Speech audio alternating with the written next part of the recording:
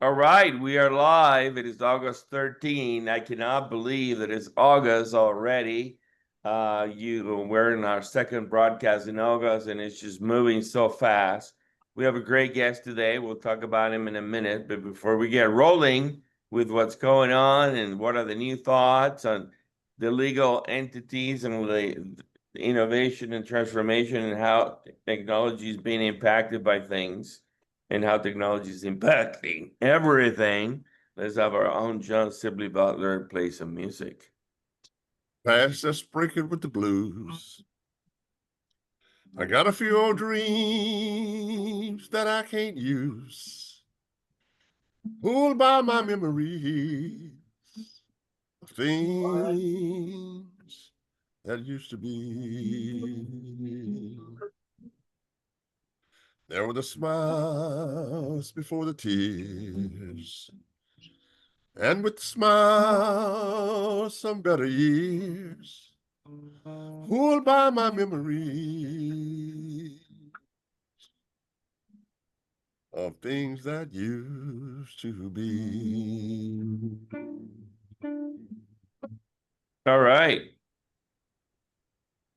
Johnny, lots going on. We have been talking about so many issues and challenges. I'm actually broadcasting today from Panama City, in Florida, and it's a beautiful day. It's been raining here for a while, over the last week or so.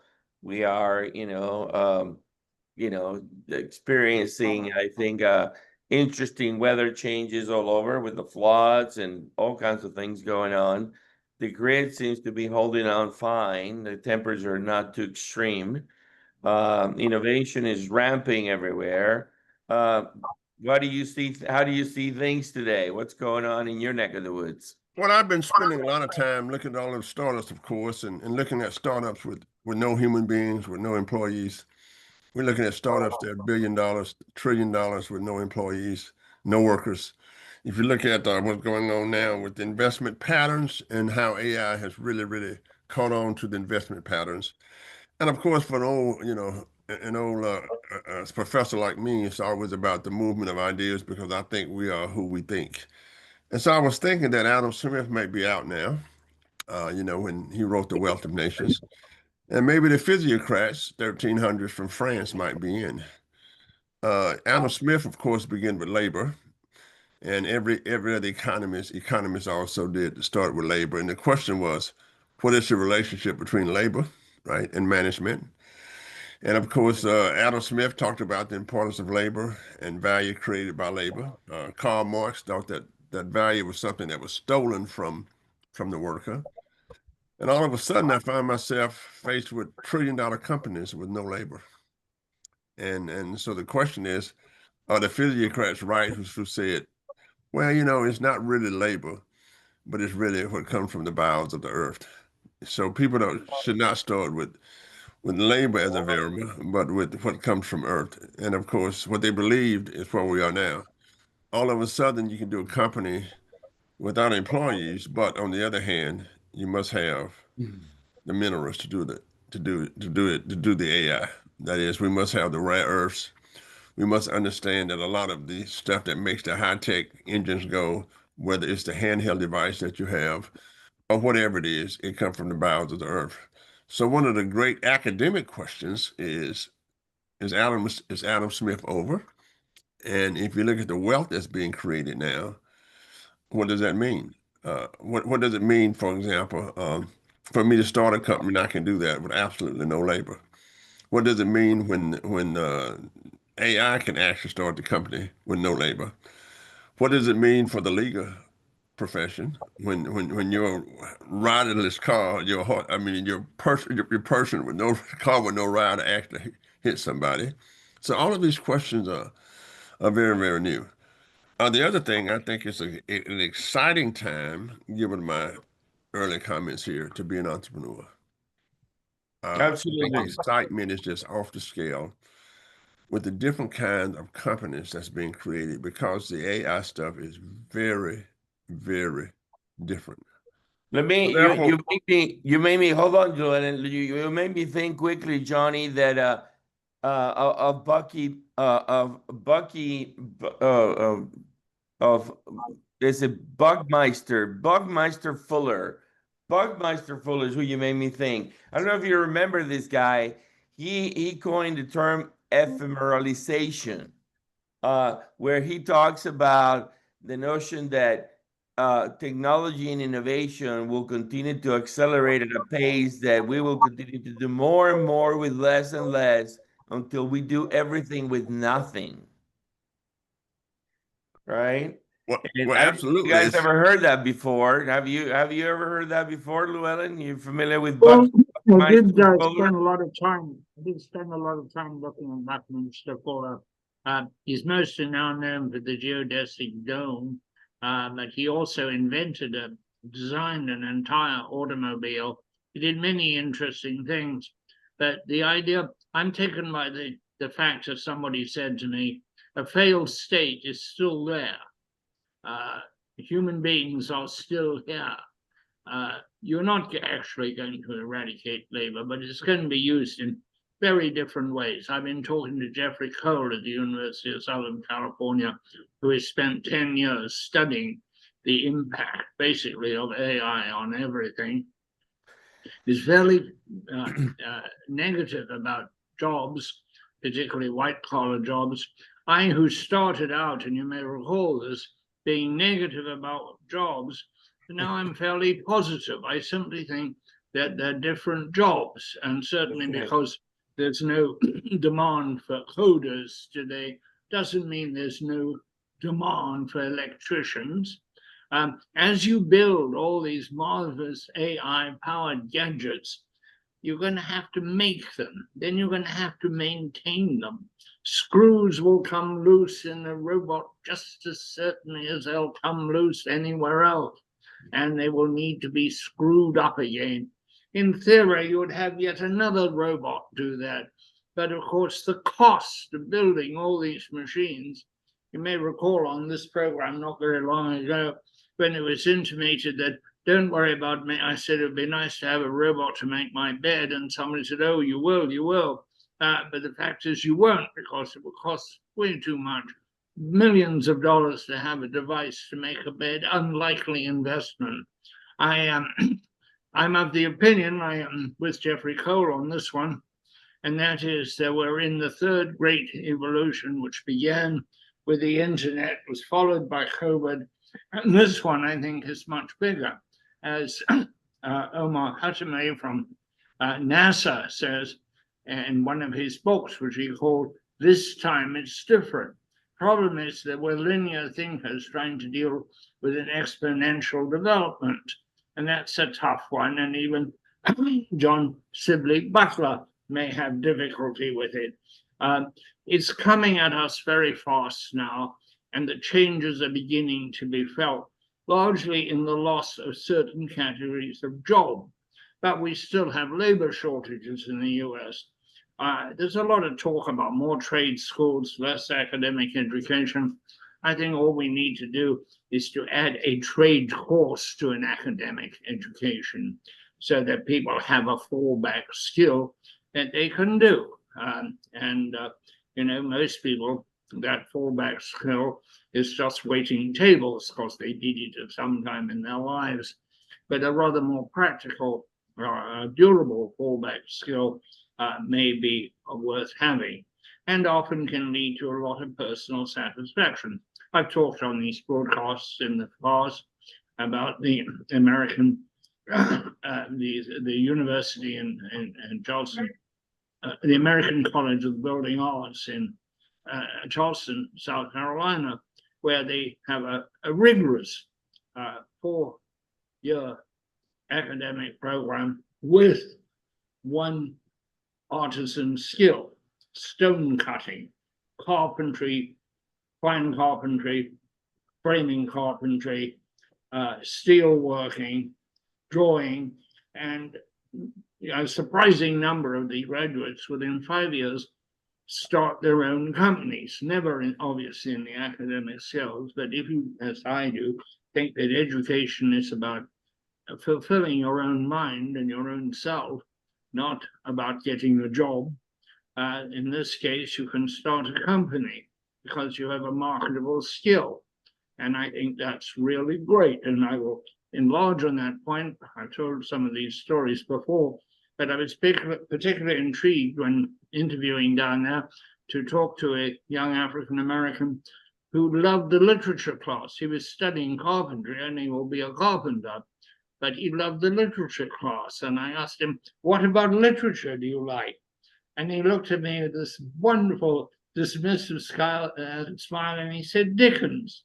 And then when I obviously looked dubious about this, he said, oh yes, Dickens. And then he smiled and he said, the schools around here don't teach people like me Dickens, you know. So I'm all for just, you don't have to radically pull apart the universities, just add some useful courses to some of these more academic courses, or take journalism. They're pretty simple. You can learn the job in 2 months, take you years to execute it well, which is something different. But why not? And why, if you're taking a 4-year in journalism, I don't know why anybody would, but if you were, why not add in carpentry? Why not add in blacksmithing or stone cutting or simple electrical work? You would have something useful and maybe find great pleasure in it. So it is a time of tremendous change, and it is no good looking to the past to see the future, because it is not going to repeat itself. That's right. That's right. Well, let me introduce our guest, who is someone who can add some interesting perspectives to this, being a lawyer. Welcome to the program, Josh Henderson. Thank you so much for having me. Glad to see y'all.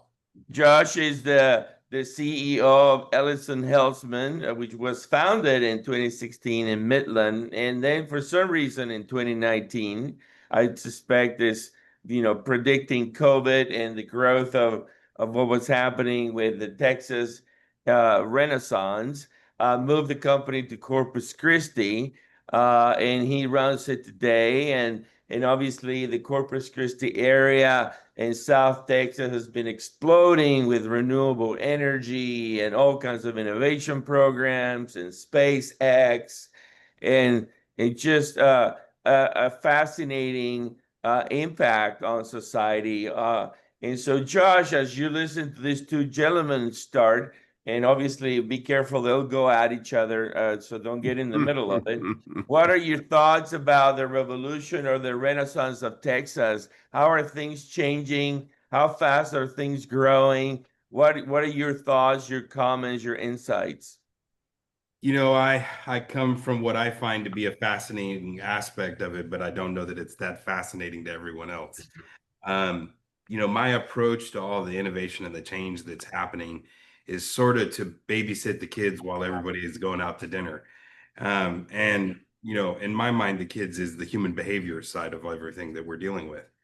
And so when John talks about the point that he made about labor and management, Llewellyn's talking about education. The thing that comes to my mind is the fisherman's analogy, right? And, the business consultant walks up to the man fishing on the shore and says, you should hire some employees. And the guy said, why would I do that? He's like, well, how do you spend your day now? He's like, I fish all day. I go home, I eat fish with my family. I wake up in the morning, I fish all day, and I go home and eat with my family. He's like, well, you should hire some employees and they could fish for you. And then you'll have even more fish. And then you could sell those fish. Well, like, what would I do if I sold it? And then eventually it comes back around to the business consultant saying you would make tons of money. And the fisherman said, well, what would I do with tons of money? And the business consultant said, well, you could spend all day fishing and then spending time with your family. And the fisherman said, I do that now.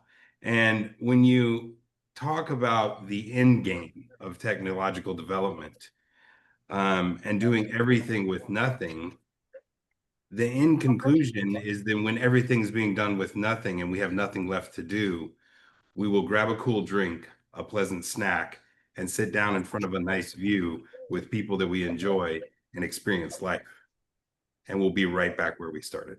before all this technology. Yeah, I Well think this. said. I think let me just say for the the labor stuff is what entrepreneurs would do, and I think that when we look at all of the technological change from the telegraph, lots of jobs were created. From the train, lots of jobs were created. From the computers, lots of jobs were created. There will always be people like good buddy said, the work. But when I look at my entrepreneurs and the opportunity that they have now, right? And when I look at how easy it is to start a company now, for example, if I want the code written now, I can just write and say, tell my AI agent to write the code because I want to create a business that does X, Y, and Z on the way to the airport, and the code is there.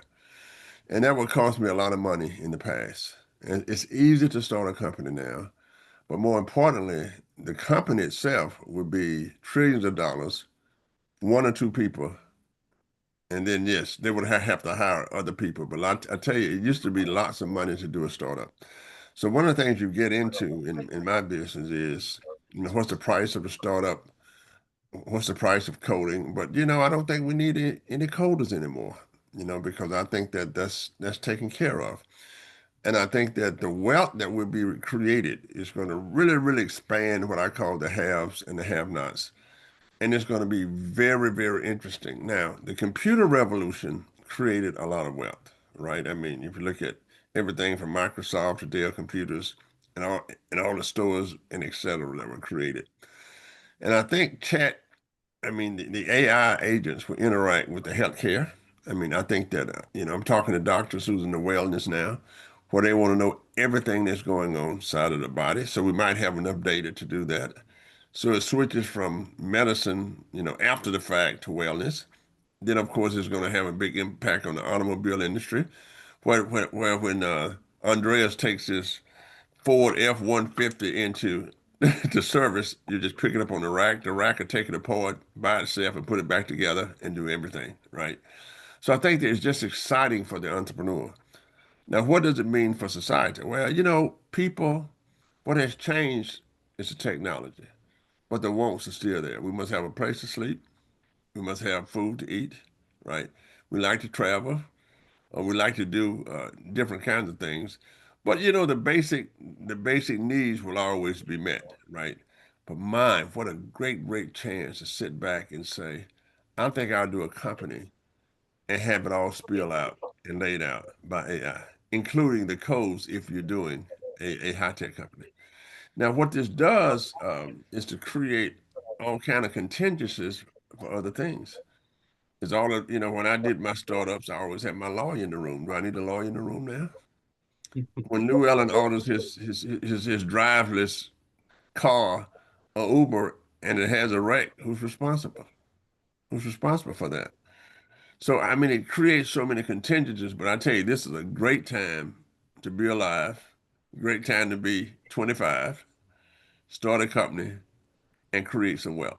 So when you look at the entrepreneur side of this part, man, it's just outrageous, outrageous. Andreas, tell me this: Yeah. how many people work for the great AI companies that have been purchased? Well, this is one of the things that is fascinating, Johnny. There is a thought process on the evolution and how fast things are happening that basically states the following premise. We will witness trillion-dollar companies run by one person in the next 10, 15, 20 years.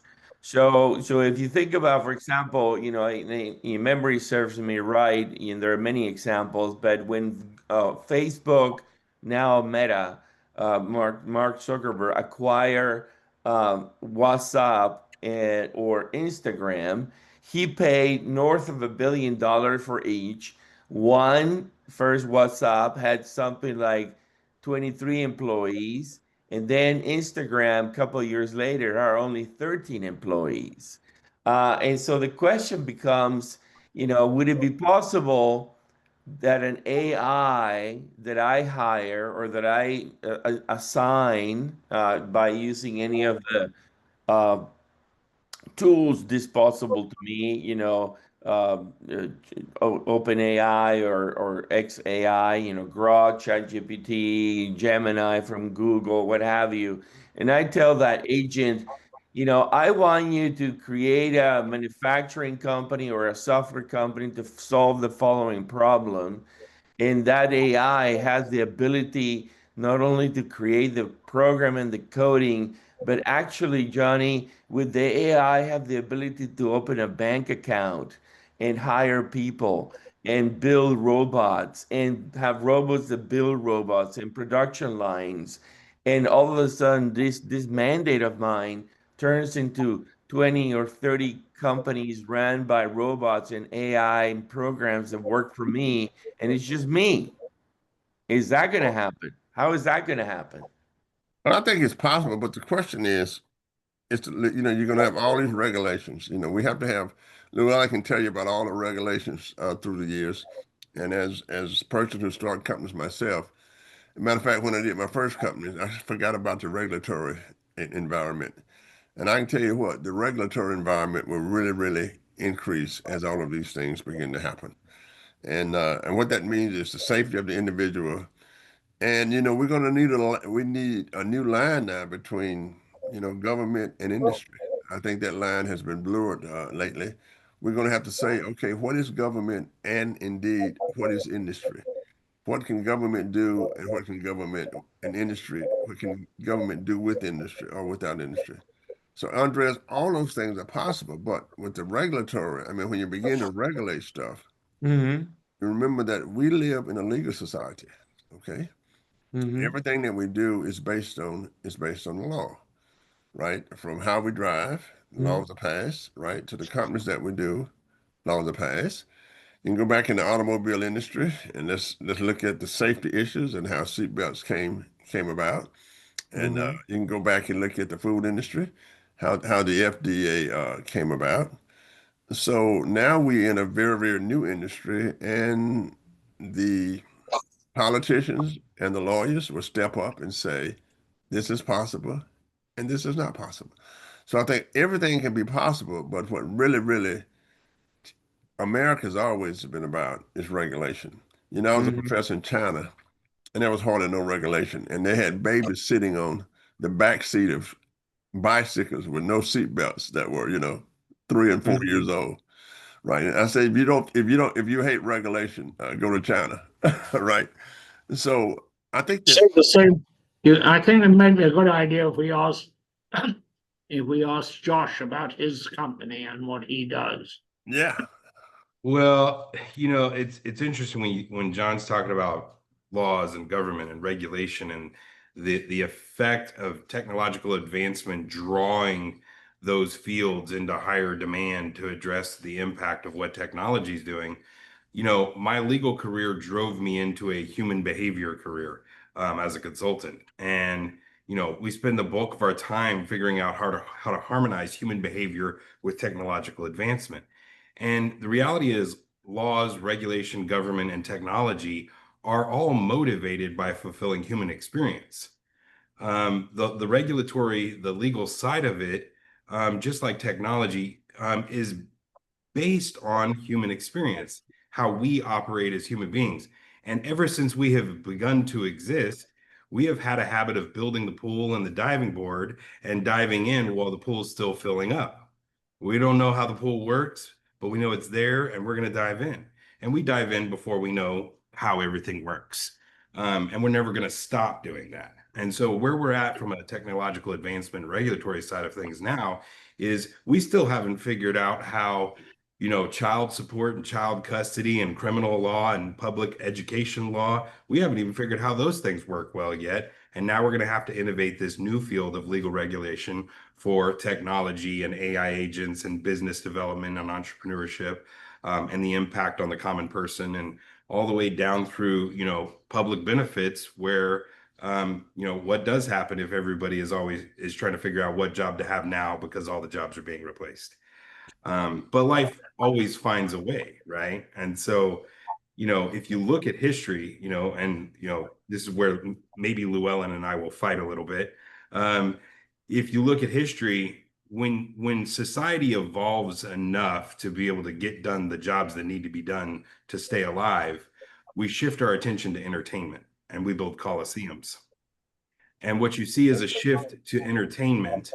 And what happens in a sphere of digital entertainment driven by algorithms and learning systems, they learn that human beings pay the most attention to chaos and drama. It's the train wreck effect. But does focusing our time as human beings on the chaos and the drama make us better or make us worse? And then technology drives us back to the human issue of mental health, depression, suicide, conflict, political division, all these things that are actually impacting us in really significant ways right now. And part of that is because technology is supposed to solve a problem. It's supposed to help human beings get something done and make their life easier. But what we spend a lot of our time dealing with is the idea that human beings get better through adversity. So if technology is constantly removing adversity, human beings aren't having to go through it, then what's driving the human species forward progressively as humans while the technology makes their life easier? And you're seeing that now.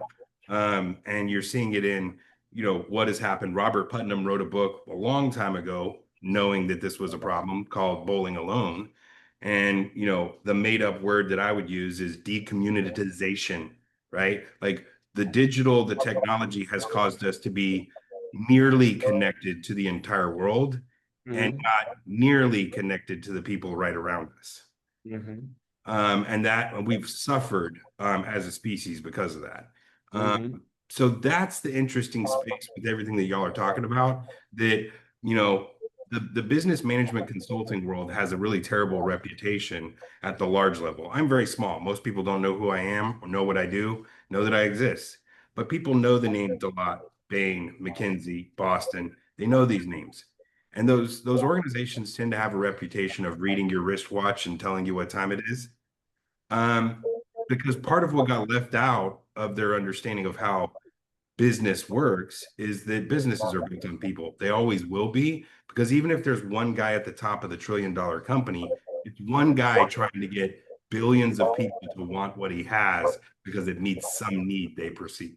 Yeah, I agree with that. Of course, that goes back to Llewellyn wants to chime in. Let Llewellyn chime in. Yeah. Well, so far, Josh, not a scintilla of disagreement. I totally agree with you. And I think this is a continuing process. I think entertainment is hugely important. It always has been, going back as far as we know to the Romans and before. Providing circuses was quite important, and it continues to be so. It also has, excuse me, some bearing on what Johnny said, because while he was talking about these figurative companies, he wasn't talking about product or customer. And you need a product and a customer for a business. And that could be an entertainment. I've just read Barry Diller's autobiography, which is certainly fascinating. And ultimately, he concludes that in the entertainment business, you never know what is going to succeed.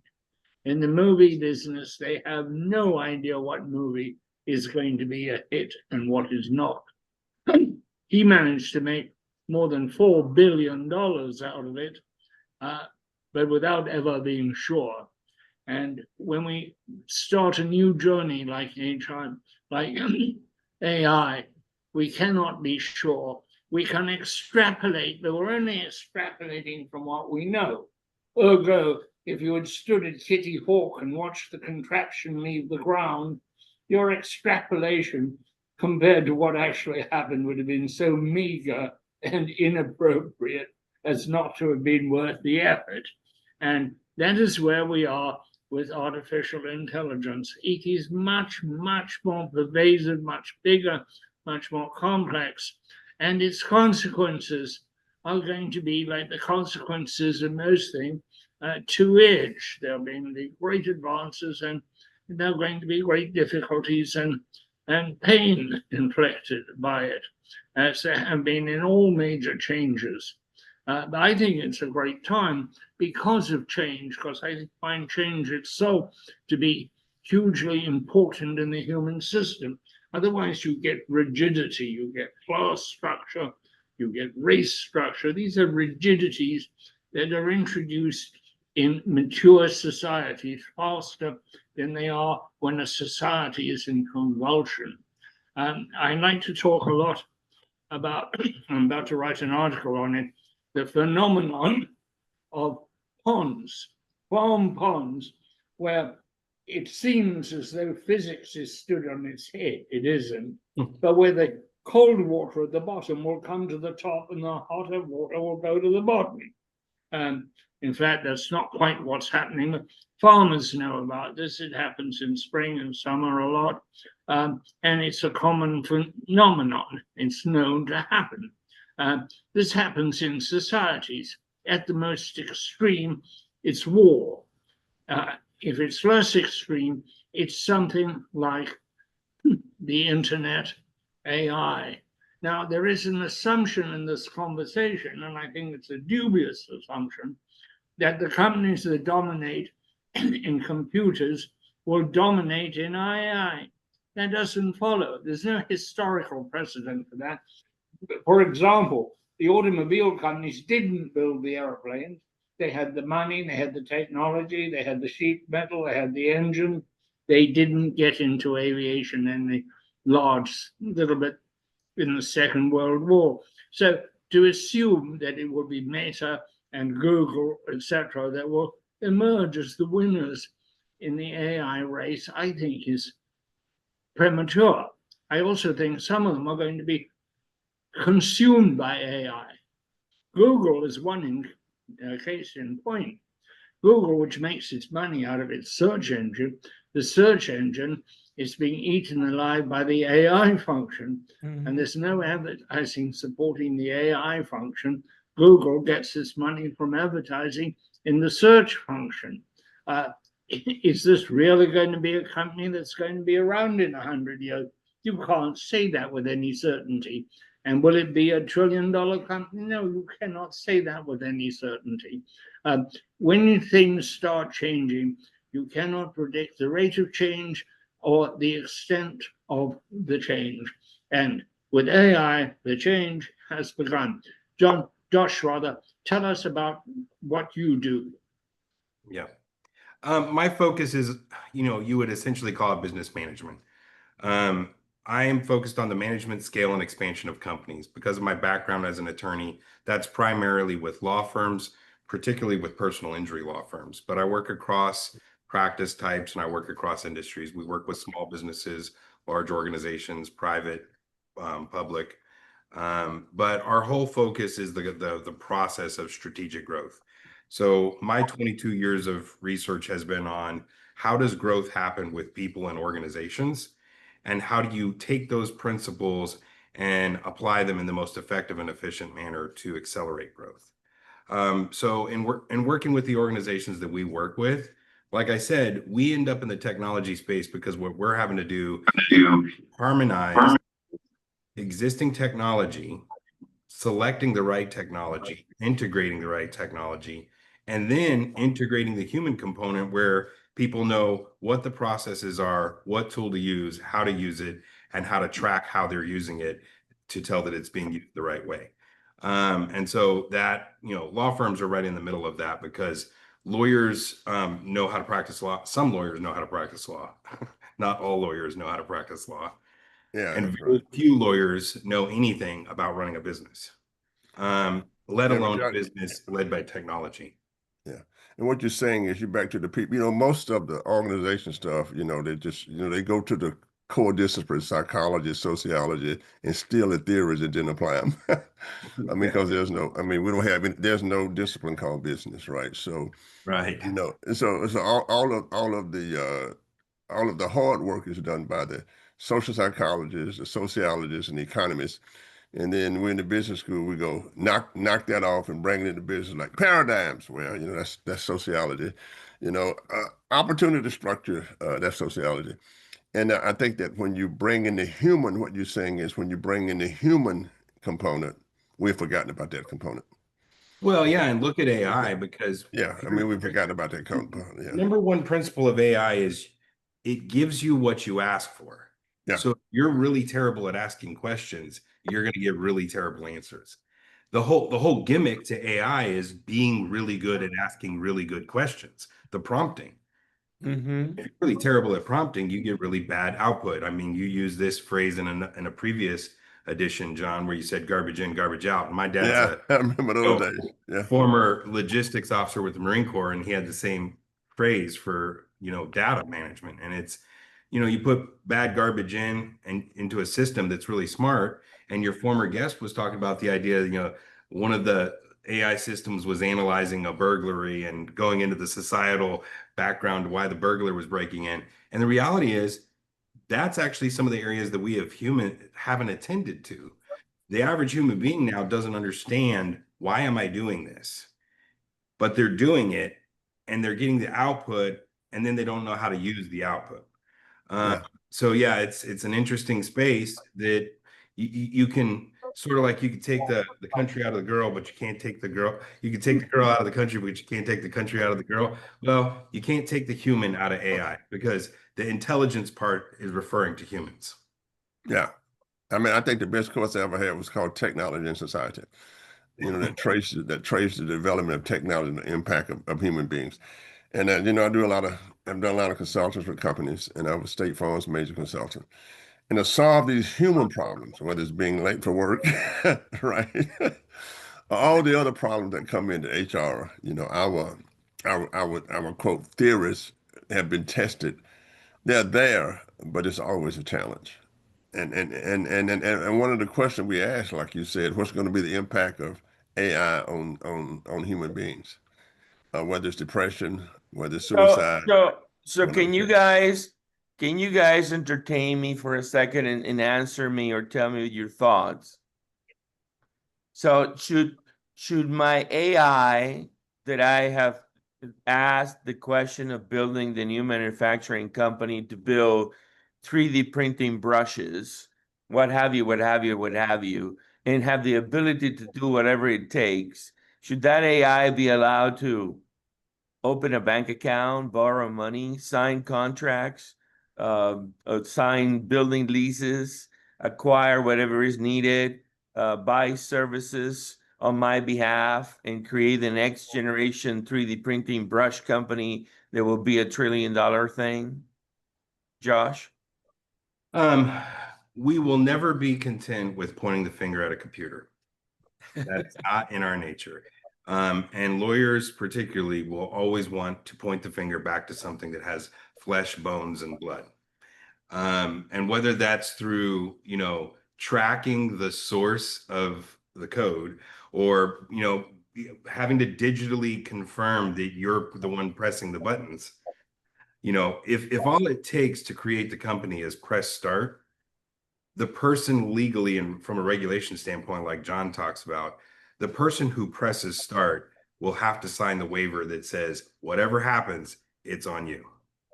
Mm-hmm. Important point. I don't think that we're likely to see it. It depends on the development of AI agents and what we authorize them to do. But having authorized them, it may be impossible to deauthorize them. The issue arises, for example, if you hand over the conduct of a battle to AI, whether if you suddenly sign a peace treaty in the middle, whether you can stop AI fighting or using its drones and tanks to fight. So again, it goes back to what you ask it to do initially, how much authority is built into it.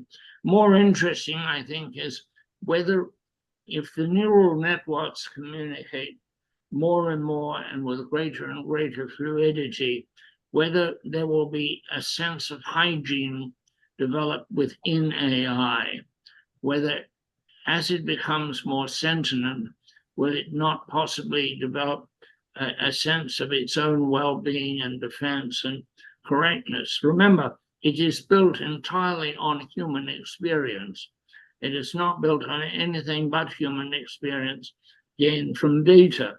and human experience is full of morality that hasn't necessarily been observed, but it is there. The whole struggle of religion, the struggle of ethics is a moral struggle, and it permeates information, it permeates the arts, and therefore it must permeate AI.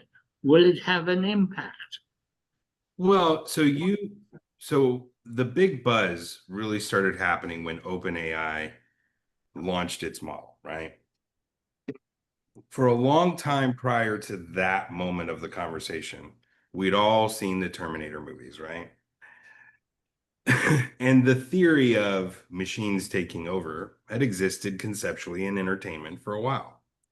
So the question becomes this: when they launched that, had they 100% solved all possible problems with AI existing before they did it? No. No. So we're still humans. We're still doing it the same way. We're creating and we're building the plane on the way down.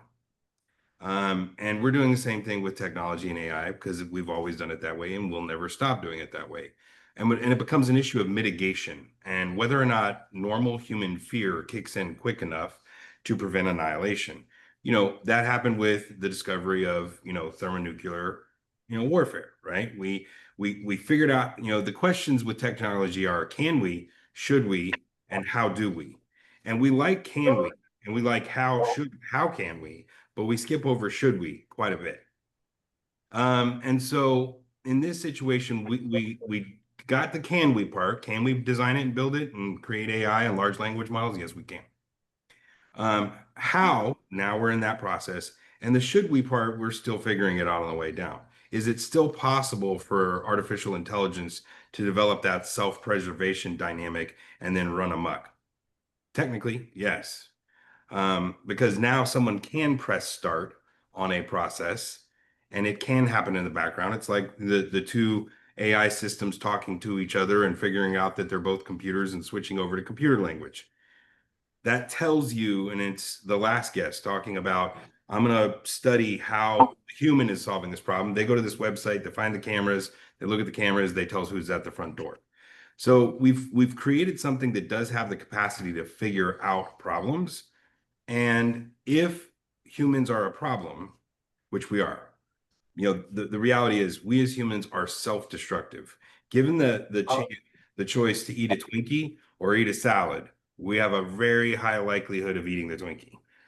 Because pleasure and comfort are part of our base drives.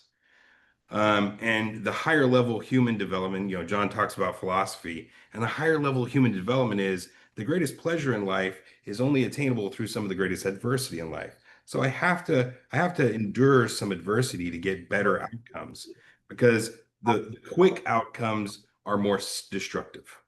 And in the process of developing all this technology, there's a pivot point at some point where government and innovators and the entrepreneurs that John's talking about all clash and go, wait a minute, we're at that point now. Our fear has risen to the level that we've got to do something about this problem now. And we're closer now than we were in the last 10 years. Yeah, But there's an assumption here that government has the capacity to do something. I was just speculating. My wife and I were talking this morning.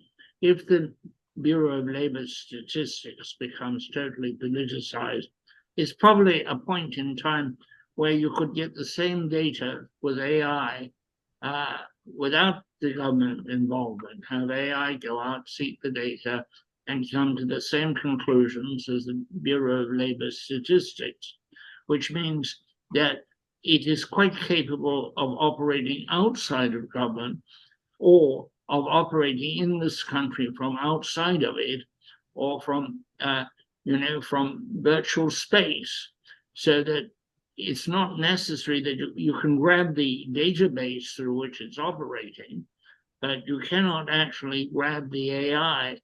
And we have to look at ways of, maybe with machine learning, or maybe simply because it's already there, of trusting there'll be some limits. We do see some odd peculiarities so far. And remember, it's very early days. We're only at large language models. We haven't got to general AI yet. But looking at this, you've got this tendency it has to want to please. A lot of the hallucinations are attempts to please. It wants you to hear what you want to hear. That is a very interesting phenomenon. That means that there's some kind of calculation about pleasing is taking place, which suggests the degree of thought is quite remarkably sophisticated already. Stay tuned. We don't know. Yeah.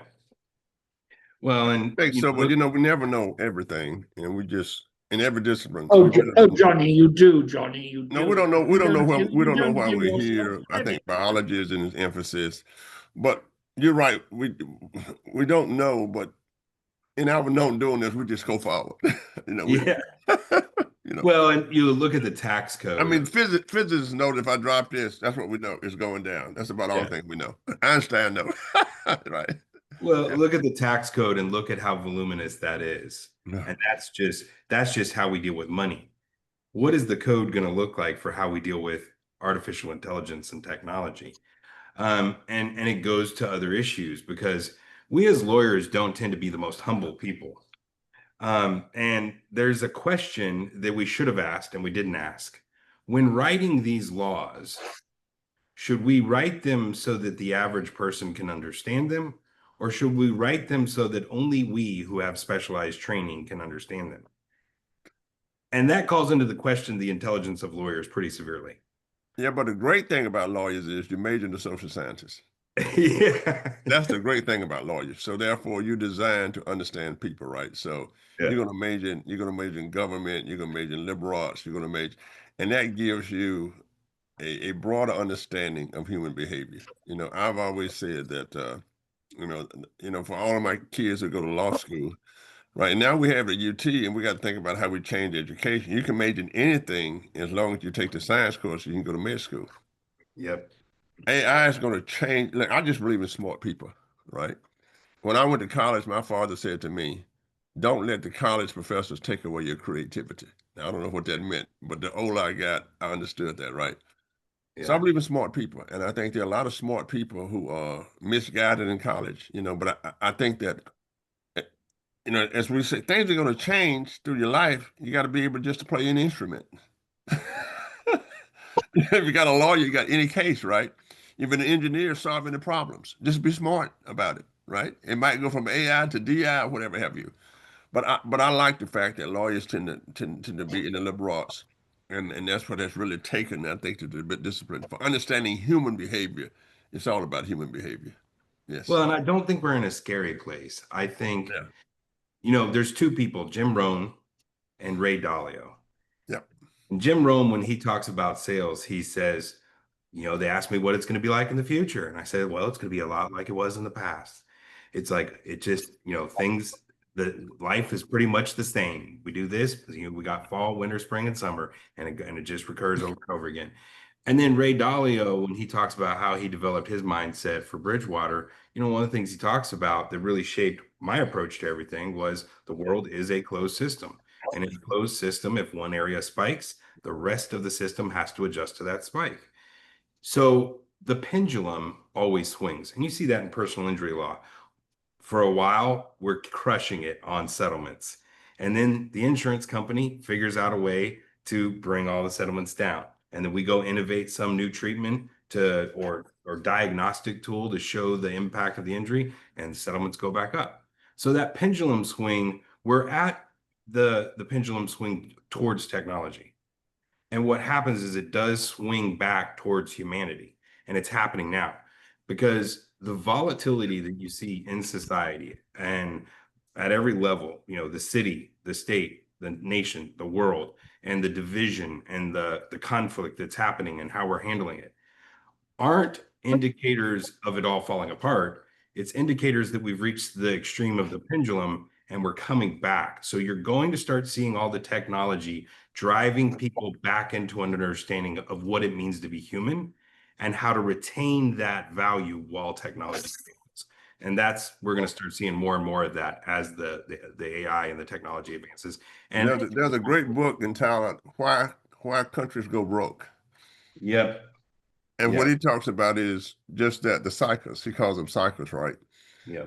And so, like you said, I mean, we have inflation, so they cut the interest rate, then we go back and forth. And he also talks about, by the way, he talks about floods, he talks about weather. So he looks at those big trends, right? Which is more what philosophy has done for years, right? And what's why countries go broke, and he says that we're the trend now, right? Where we're going to react to all of this stuff. Yep. So you have, I think about the business model, right? It's the same thing. It's these big pendulums. And who wrote that book, Andreas? Google that for me. Why countries go broke? I think that's Ray Dalio too. Huh? I think it's Ray Dalio as well. Yeah. It's right. Yeah, right. Same thing. Yeah. So you were quoting him. Well, I just told you the book that you were. Yeah. No, so the first one that got me, I haven't even got to the one you're talking about. All Yeah. I've got is the charts. Oh, you have the chart. Yeah. But his first book, Principles, was where that concept of the system came Yeah. from. But you're right, that next book, just from the charts, yeah, it's you can predict these things. And the real question becomes there's two options. Once you start to understand the cycle, you have Yep. two choices: react or respond. Yep. And that's anthropology, young man. That's real anthropology when you look at ancient, because it goes back to the ancient societies. Yeah. And it's Dali is his name? Dalio. Yeah, D-A-I. Ray Dalio. He's the author of that book, Johnny. Yeah, so I mean, so these huge opportunities that we have, and I've always said that I tell my students, look, you want to do an enterprise, go read How I Built General Motors, because a lot of this stuff repeats itself on the on the academic side. The great books were written, long time ago, and people just rewrite them. You know what I mean? I mean, it just doesn't get any better than Rousseau. It doesn't get any better. It just doesn't get any better, right? But we write them, and I like that connectivity with the huge, pendulums. We go back and forth, and the question I ask you, where are we going to go when the pendulum swings from our present interest in the latest tool that we have that we call machine learning, artificial intelligence? Mm-hmm. Absolutely. So Llewellyn, what are your thoughts? How is society and humanity going to deal with the transformation and the acceleration of AI? Oh, you're muted. You're muted. I don't know. There we go. As best it can, as it always does, it will throw up new leaders, new ideas, and new companies. It is, I just don't believe that the players of today will not necessarily be the players of tomorrow. And we should look, if we wanted to, we would be talking to all the smartest 23-year-olds we know in university or already starting their careers about how they see this, because they are the ones who are going to grapple with it, find the advantages of it, and it's those who aren't able to grapple with it or find the disadvantages, which will probably be in reduced employment, at least initially in the US. Now, this is a very different situation worldwide. I like to wonder what will happen with somewhere like Africa, where the penetration of technology is very low, but where it has penetrated, like cell phones, it has leapfrogged over old technology. And sometimes if you can leap over the old technology, you have a start. So you have a clean slate. If you can start more productivity in Africa, you suddenly start changing a huge equation, which is what is going to happen with the doubling population of Africa, most of which would like to live somewhere but Africa because there are no chances there. If the chances improve because of technology, then you won't have that pressure on Europe and to a lesser extent on the United States in migration.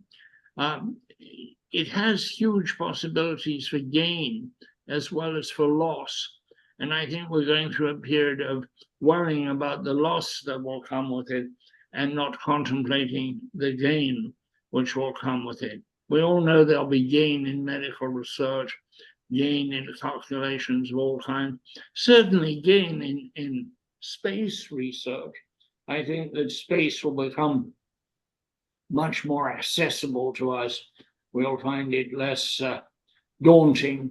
There will be more attempts to do things in space, including putting power plants up there and using microwaves to transmit the power to Earth, that kind of thing.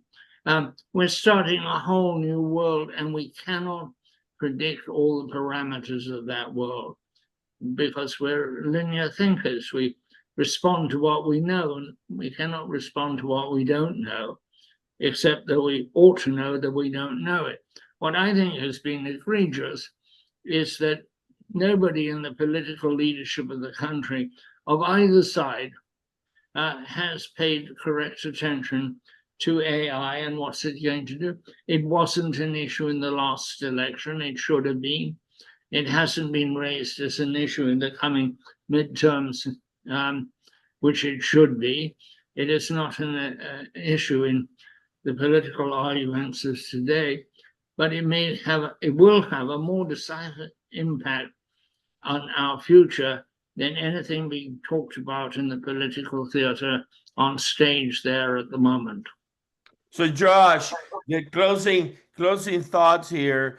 I'm wondering if we're glossing over something very fundamental and probably in front of us. AI replacing lawyers, or are lawyers using tools like Harvey, Casetext, Lex Machina, Co-Counsel, Everlaw to move things forward? What are your thoughts? Thought number one, I'm not going to tell you my most valuable thought because it's something I can monetize and needs to happen. So, my second most important thought is lawyers are humans too, and they're going to abuse technology. We've already seen those test cases with large law firms relying on technology in a way that the law doesn't permit. So the balancing act between technology and human legal practice is definitely in full force right now. So that's going to continue to be an issue. But with the overarching conversation, we're familiar with Occam's razor. And with this conversation, let me just say, I think Henderson's razor is this. If you haven't learned how humans operate, you shouldn't be able to operate technology. Good. I love that. I love that. Anyway, that's very good indeed. Very, very good. Yeah.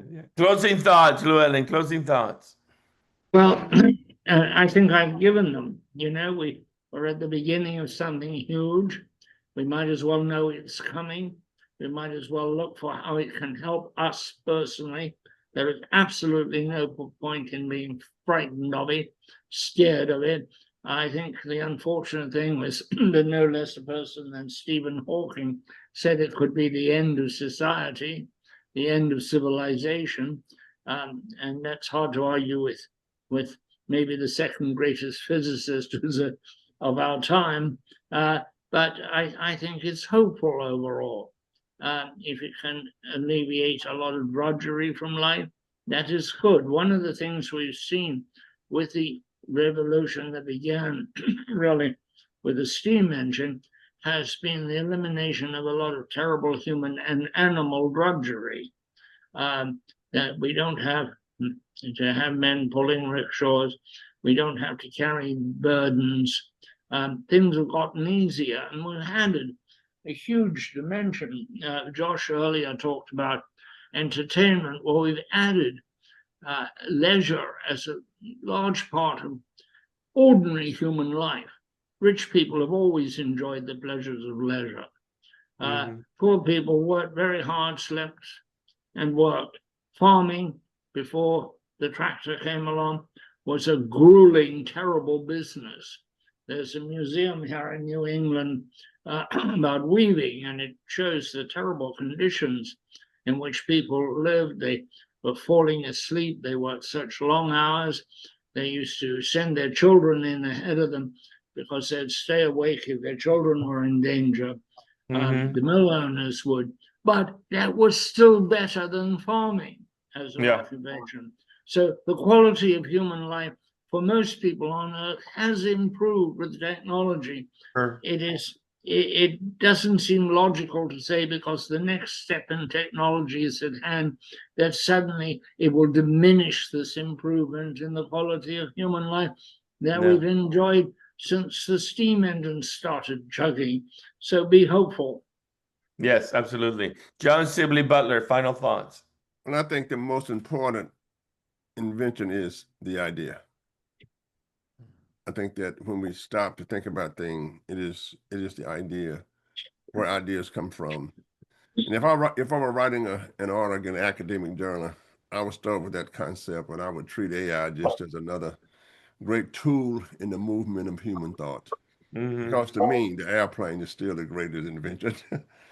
And the television, I still don't know how that football game can get in my house. So I treat it as another technology, and there will be others coming along. There will be something that will come along that will be much better than AI. So I think that the idea is the greatest invention of all, and AI is just another example of that great invention. And Josh, I would say this: I like the idea on human activity. I think that in many of our classes and et cetera, we forget about the impact of human society. And then something happens, whether it's war, whether it's whatever have you, and then people say, why do humans do this? Well, that comes from, my favorite discipline of all is anthropology, probably, over all of my years, because I like going back and see what the ancients did 2,000 years ago and how they solved the problem. They had the same problem. They had to eat, they had to travel. And as Llewellyn said, life has been good for us during this historical time. So Absolutely. continue emphasis on human and humanity and the impact of technology and how that would change that. Thank you, Josh, for being with us. Any final thoughts on your part? I just really appreciate the opportunity to be with y'all. I think, I tend to live in my own little bubble doing what I do. And so getting to talk to y'all and hear those different perspectives is really valuable to me. And, the topic is one that I think I'm going to take with me after this conversation with y'all, because you've made me realize that this all comes together in one precise way, which is life is about possibility.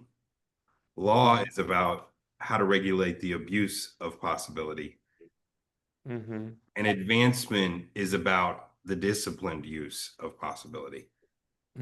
And I think we're dealing with all of those things with the technology that's developing right now. And so when your question about starting the company that opens the bank account that creates the brushes, it'll start as a crime. It'll become an illegitimate business. It'll then become a regulated business. And then we'll eventually figure out how it works.